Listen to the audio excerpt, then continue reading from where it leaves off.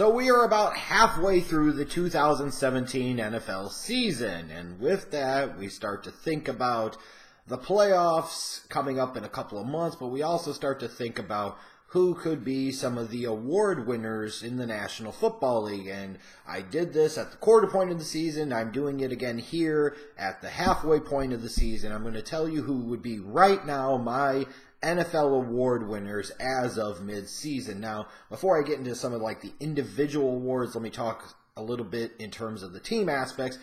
Biggest surprises. First in the AFC, I will go with the Buffalo Bills. As of this recording, they are 5-3. They are squarely in the playoff mix in the AFC. They technically still are in the divisional race in the AFC East. You're talking about a team with a new head coach that had questions at the quarterback position, questions about their defense. Some of the moves they made may have indicated that they were kind of sort of waving the white flag for the year. And Sean McDermott has this Bills team not only with a winning record, but in prime position to make the postseason for the first time since the 1999 season, which would end the longest playoff drought, currently in the National Football League. A lot of people, I think, thought that this was going to be a mediocre to bad team, potentially in a quasi-tank mode, with new leadership, with a new head coach, and that just hasn't come to pass. They have been a big, pleasant surprise so far.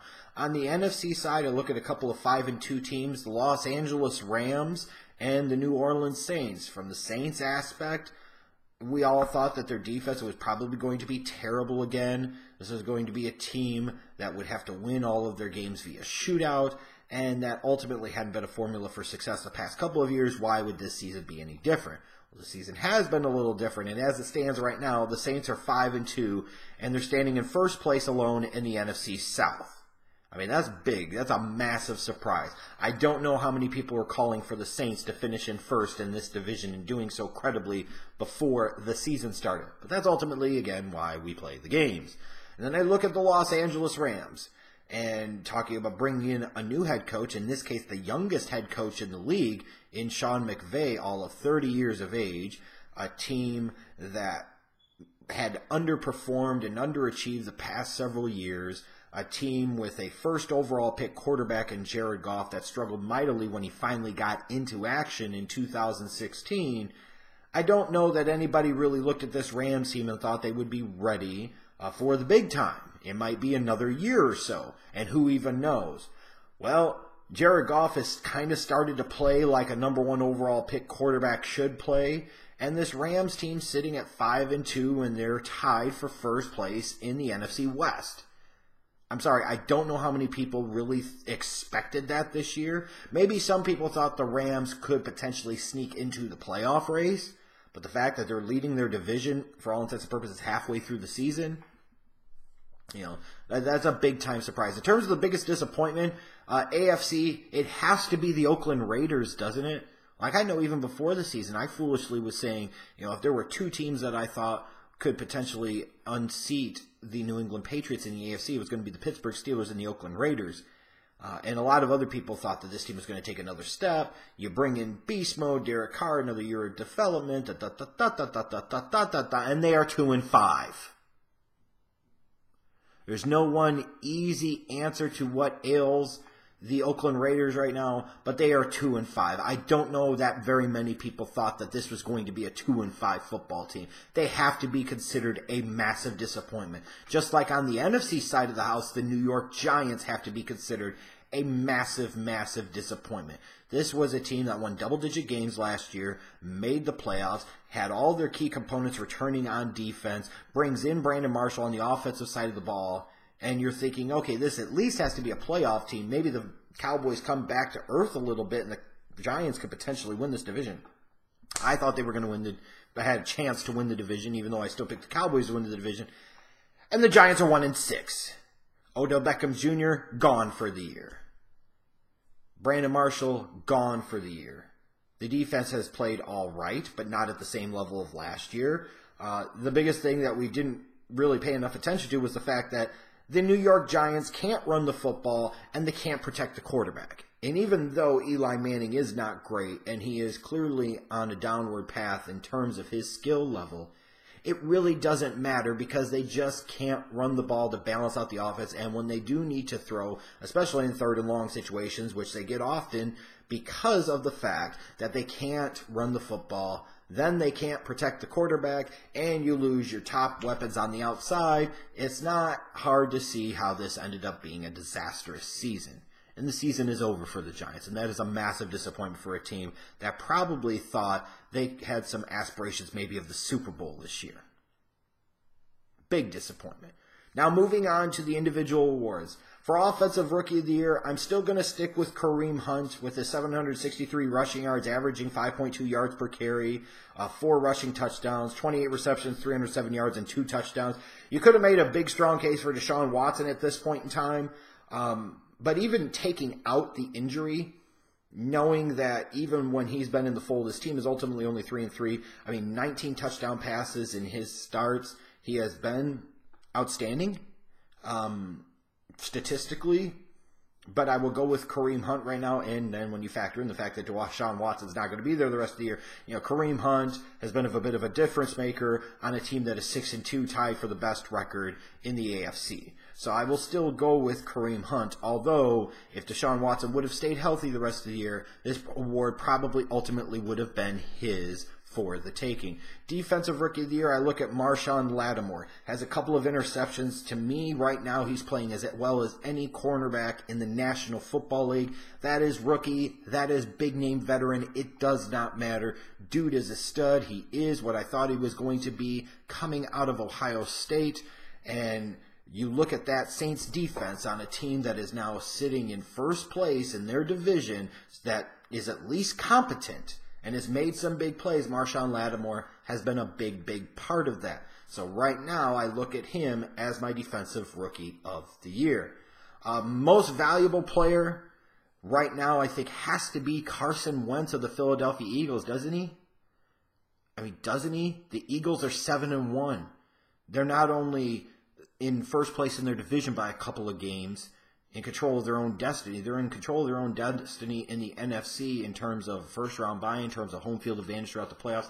They have the best record not only in the NFC but in the National Football League. And we see this a lot of times in sports where the best player on the best team wins that most valuable player award, or, like college football, sometimes they will win the Heisman Trophy. To me, Carson Wentz has been the best player on the best team in the National Football League. And he's been really, really good this year. Frankly, great. Over 2,000 yards passing already through 8 games, 19 touchdowns, only 5 interceptions, throwing a couple hundred rushing yards. Carson Wentz has been everything that I thought he could be coming out of North Dakota State in that 2016 draft. And thankfully for the Philadelphia Eagles, they made the moves necessary to go up and get this guy, because already in year 2, it is paying massive, massive dividends. And I know other guys are having great seasons, you could say spectacular seasons, but right now, without there being a real clear-cut slam dunk alternative, I think you've got to give it to Carson Wentz. His team has the best record in football, and he's playing at a very, very, very high level. Defensive Player of the Year, I'm going to go with DeMarcus Lawrence of the Cowboys. He was my Defensive Player of the Year at the quarter point in the season. He stays that way now. Through 7 games, he has 10.5 sacks, 37 pressures. Look, I realize the Cowboys' defense isn't great. Definitely not. And some might argue that Sean Lee is the most important player to that Cowboys defense, and I will agree with that assessment when he's healthy. But the fact is, DeMarcus Lawrence has made a big, massive impact, and imagine what the Cowboys' defense wouldn't be if they didn't have DeMarcus Lawrence. Finally playing up to the billing, 10.5 sacks in 7 games, 37 pressures. That means he's averaging over 5 pressures a game on opposing quarterbacks. Right now, without any other real standout options, I stick with DeMarcus Lawrence as my Defensive Player of the Year. My Coach of the Year, all I'll say is this. Right now, it's got to be Todd Bowles of the New York Jets. After a Thursday night game against the Bills, his team won. The Jets are 4-5. They haven't been the most impressive team on the block, but this is a team that many of us thought, myself included for sure, that they were in a clear-cut tank mode, that Todd Bowles was going to be the first coach to be fired this year, that this team was going to be lucky to win 2 or 3 games. They might win 1. Hell, who knows? They might win none. with all the trades that they made and the roster moves that they made, the players that they cut, and so on. You're looking at this roster on paper and you're saying this team is doo-doo. They are historically bad. And Todd Bowles has them at 4-5. Regardless of what happens the rest of the way, Todd Bowles has earned another year as the coach of the New York Jets. And that as much as anything else. And even for a team with a losing record, they are still kind of in the playoff race. They have a chance at this point. Based off the way this NFL season is going, what the hell? Why not? And I know you could talk about Doug Peterson, who has his Eagles at 7-1 as a strong candidate, Sean McVay, Sean McDermott. There are other guys that are worthy of this award.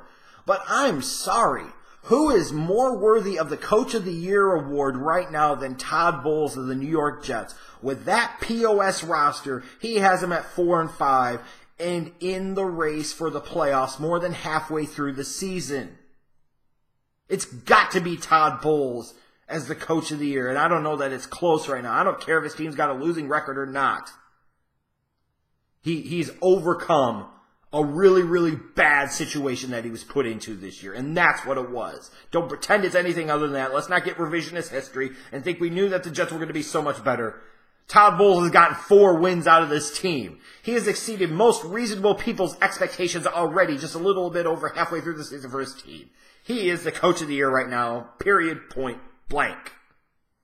And then the Executive of the Year, it would be easy to go with Howie Roseman of the Philadelphia Eagles trying to make up for the mess that was left by Chip Kelly when he was given the keys to the Cadillac, so to speak, and some of the moves that he's made. Obviously, he's deserving of some attention. But I would go with Les Snead of the Los Angeles Rams.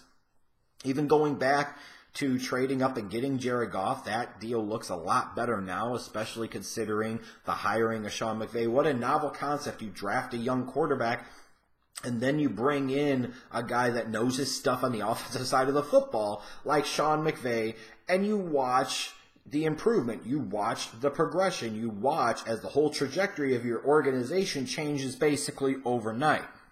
Les Snead in the offseason with the hiring of Sean McVay, bringing in Wade Phillips to be the defensive coordinator.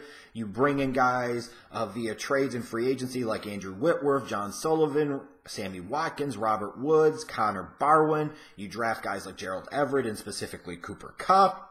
And you say, well, some of those guys haven't exactly lit the world on fire. Well, what they have done offensively has been able to get more out of Todd Gurley, who is still kind of playing at a quasi-MVP type of level.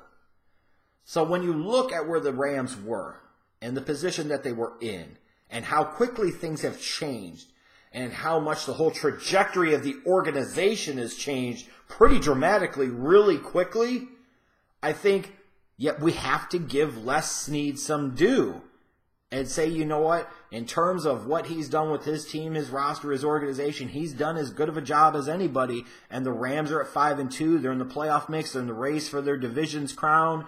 At this point at 5-2, they are in the mix to get a first-round bye in the playoffs for the NFC. All of that is achievable and possible.